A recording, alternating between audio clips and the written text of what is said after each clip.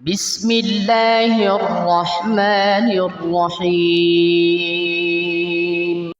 اس کتاب کا اترا جانا اللہ کی طرف سے ہے جو زبردست ہے، دانا ہے، جو گناہ بخشنے والا اور توبہ قبول کرنے والا، سخت عذاب دینے والا، صاحب کرام ہے۔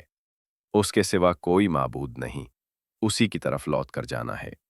اللہ کی آیتوں میں وہی لوگ جھگڑتے ہیں جو کافر ہے، تو ان لوگوں کا شہروں میں چلنا پھرنا تمہیں دھوکے میں نہ ڈال دے۔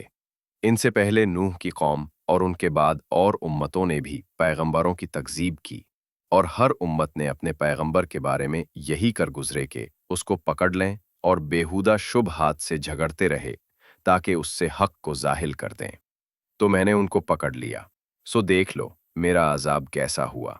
اور اسی طرح کافروں کے بارے میں بھی تمہارے پروردگار کی بات پوری ہو چکی ہے کہ وہ اہل دوزخ ہیں۔ جو لوگ عرش کو اٹھائے ہوئے اور جو اس کے ارد گرد حلقہ باندھے ہوئے ہیں یعنی فرشتے، وہ اپنے پروردگار کی تعریف کے ساتھ تسبیح کرتے رہتے ہیں اور اس پر ایمان رکھتے ہیں، اور مومنوں کے لیے بخشش مانگتے رہتے ہیں کہ آئی ہمارے پروردگار، تیری رحمت اور تیرا علم ہر چیز کو سموئے ہوئے ہے، تو جن لوگوں نے توبہ کی اور تیرے راستے پر چلے ان کو بخش دے اور دوزاخ کے عذاب سے بچا لے۔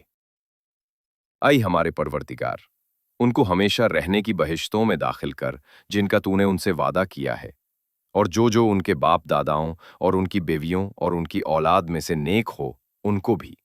بے شک تو غالب ہے، حکمت والا ہے، اور ان کو بری حالت سے بچائی رکھیے، اور جس کو تو اس روز بری حالت سے بچا لے گا تو بے شک تو نے اس پر مہربانی فرمائی، اور یہی بڑی کامیابی ہے۔ جن لوگوں نے کفر کیا ان سے پکار کر کہہ دیا جائے گا کہ جب تم دنیا میں ایمان کی طرف بلائے جاتے تھے اور مانتے نہیں تھے تو اللہ اس سے کہیں زیادہ بیزار ہوتا تھا جس قدر تم اپنے آپ سے بیزار ہو رہے ہو۔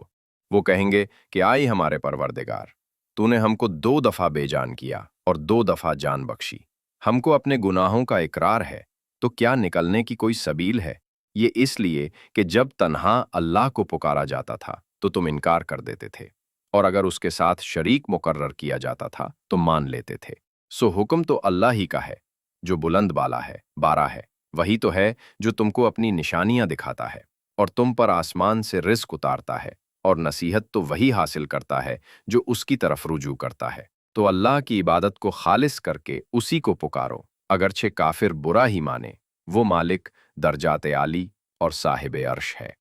اپنے بندوں میں سے جس کو چاہتا ہے اپنے حکم سے وہی بھیجتا ہے تاکہ ملاقات کے دن سے ڈرائے۔ جس روز وہ نکل پڑیں گے ان کی کوئی چیز اللہ سے مخفی نہ رہے گی۔ سوال ہوگا آج کس کی حکومت ہے؟ جواب ملے گا اللہ کی، جو اکیلا ہے، بڑا زبردست ہے۔ آج کے دن ہر شخص کو اس کے اعمال کا بدلہ دیا جائے گا۔ آج کسی کے حق میں بے انصافی نہیں ہوگی۔ بے شک اللہ جلد حساب دینے والا ہے۔ اور ان کو قریب آنے والے دن سے ڈراؤ جبکہ دل غم سے بھر کر گلوں تک آ رہے ہوں گے۔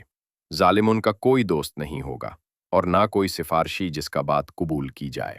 وہ آنکھوں کی خیانت کو جانتا ہے اور جو باتیں سینوں میں پوشیدہ ہے ان کو بھی، اور اللہ سچائی کے ساتھ فیصلہ فرماتا ہے۔ اور جن کو یہ لوگ پکارتے ہیں وہ کچھ بھی فیصلہ نہیں کر سکتے۔ بے شک اللہ سننے والا ہے، دیکھنے والا ہے۔ کیا انہوں نے زمین میں سیر نہیں کی تاکہ دیکھ لیتے کہ جو لوگ ان سے پہلے تھے ان کا انجام کیسا ہوا؟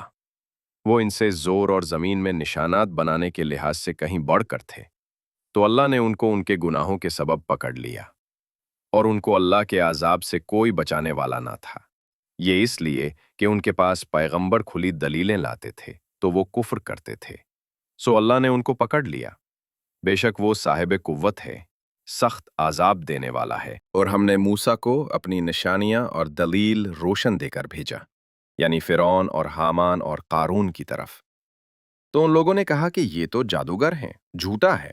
غرض جب وہ ان کے پاس ہماری طرف سے حق لے کر پہنچے تو وہ کہنے لگے کہ جو لوگ اس کے ساتھ اللہ پر ایمان لائے ہیں ان کے بیٹوں کو قتل کر دو اور بیٹیوں کو زندہ رہنے دو، اور کافروں کی تدبیریں بے ٹھکانے ہوتی ہے۔ اور فرعون بولا کہ مجھے چھوڑو کہ موسیٰ کو قتل کر دوں اور وہ اپنے پروردگار کو بلا لے، مجھے ڈر ہے کہ وہ کہیں تمہارے دین کو نہ بدل دے یا ملک میں فساد نہ پیدا کر دے۔ اور موسیٰ نے کہا کہ میں ہر متکبر سے جو حساب کے دن یعنی قیامات پر ایمان نہیں لاتا अपने और तुम्हारे परवरदिगार की पनाह ले चुका हूँ। और फिरौन के लोगों में से एक मोमिन शख्स जो अपने ईमान को पोशीदा रखता था कहने लगा, क्या तुम ऐसे शख्स को कत्ल करना चाहते हो जो कहता है कि मेरा परवरदिगार अल्लाह है और वो तुम्हारे पास तुम्हारे परवरदिगार की तरफ से निशानियां लेकर आया है? अगर वो झूठा होगा तो उसके झूठ का जरर उसी को होगा, और अगर सच्चा होगा तो कोई अजाब जिसका वो तुमसे वादा करता है तुम पर वाक़ई होकर रहेगा। बेशक अल्लाह उस शख्स को हिदायत नहीं देता जो हद से गुजरने वाला है, बड़ा झूठा है। आई कौम, आज तुम्हारी ही हुकूमत है और तुम ही मुल्क में गालिब हो, लेकिन अगर हम पर अल्लाह का अजाब आ गया तो उसके दूर करने के लिए हमारी मदद कौन करेगा? फिरौन ने कहा कि मैं तुम्हें वही बात सुझाता हूँ जो मुझे सूझी है, और वही राह बताता हूँ जिसमें भलाई है। तो जो मोमिन था वो कहने लगा कि आई कौम, मुझे तुम्हारी निस्बत खौफ है कि तुम पर दूसरी उम्मतों की तरह के दिन का अजाब आ जाए, जैसे नूह की कौम और आद और समूद और जो लोग उनके बाद आए हैं उनके हाल की तरह तुम्हारा हाल ना हो जाए। और अल्लाह तो बंदों पर जुल्म करना नहीं चाहता। ऐ कौम, मुझे तुम्हारी निस्बत पुकार के दिन यानी रोज़े क़यामत का खौफ है।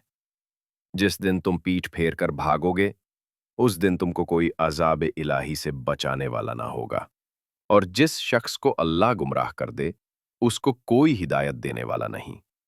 और पहले यूसुफ भी तुम्हारे पास खुली बातें लेकर आए थे, तो जो वो लाए थे, उसकी तरफ से तुम बराबर शक ही में रहे।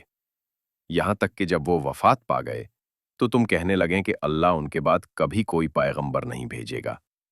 इसी तरह अल्लाह उस शख्स को गुमराह कर देता है जो हद से निकलने वाला, शक करने वाला हो।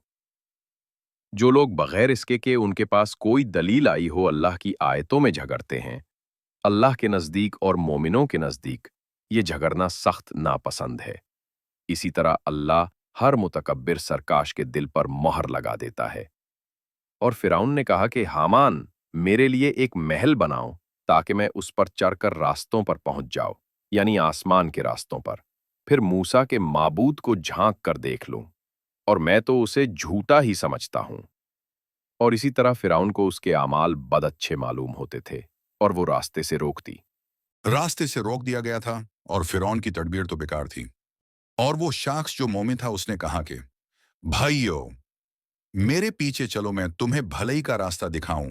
भाइयों, यह दुनिया की जिंदगी चंद रोज फायदा उठाने की चीज है, और जो आखिरत है वही हमेशा रहने का घर है। जो बुरे काम करेगा उसको बदला भी वैसा ही मिलेगा, और जो ने काम करेगा, मर्द हो या औरत, जबकि वो साहिब ईमान भी हो, तो ऐसे लोग बहिश्त में दाखिल होंगे, वहां उनको बेहिसाब रिस्क मिलेगा।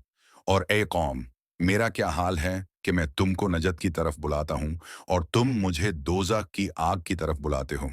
तुम मुझे इसलिए बुलाते हो कि अल्लाह के साथ कुफ्र करूं और उस चीज को उसका शरीक करार दूं जिसका मुझे कुछ भी इल्म नहीं। और मैं तुमको इज्जत और इक्तदार वाले बख्शने वाले मबूद की तरफ बुलाता हूं। सच तो ये है कि जिस चीज की तरफ तुम मुझे बुलाते हो उसको दुनिया और आखिरत में बुलाने का कोई फायदा नहीं, और हमको अल्लाह की तरफ लौटना है, और हद से निकल जाने वाले ही दोज़खी हैं। जो बात मैं तुमसे कहता हूं तुम उसे आगे चलकर याद करोगे, और मैं अपना मामला अल्लाह के सुपुर्द करता हूं। बेशक अल्लाह बंदों को देखने वाला है। गरज अल्लाह ने उसको उन लोगों की तडबीरों की बुरियों से महफूज रखा, और फिरौन वालों को बुरे अजाब ने आ घेरा, यानी आतिश ए जहन्नुम के सुबह शाम उसके सामने पेश किए जाते हैं। और जिस रोज कयामत बर्पा होगी, हुक्म होगा कि फिरौन वालों को सख्त अजाब में दाखिल करो। और जब वो दोज़ाक में झगड़ेंगे तो गरीब लोग बड़े आदमियों से कहेंगे, हम तो तुम्हारे ताबे थे, तो क्या तुम दोज़ाक के अजाब का कुछ हिस्सा हमसे दूर कर सकते हो? बड़े आदमी कहेंगे, तुम भी और हम भी सब दोज़ाक में हैं। अल्लाह बंदों में फैसला कर चुका है। और जो लोग आग में जाल रहे होंगे वो दोज़ख के दारों से कहेंगे, अपने परवरदिगार से पुकार कर कहो कि वो एक रोज तो हमसे थोड़ा सा अजाब हल्का कर दे। वो कहेंगे, क्या तुम्हारे पास तुम्हारे पैगंबर निशानियां लेकर नहीं आए थे? दोज़खी कहेंगे, क्यों नहीं? तो वो कहेंगे, तुम ही पुकार लो।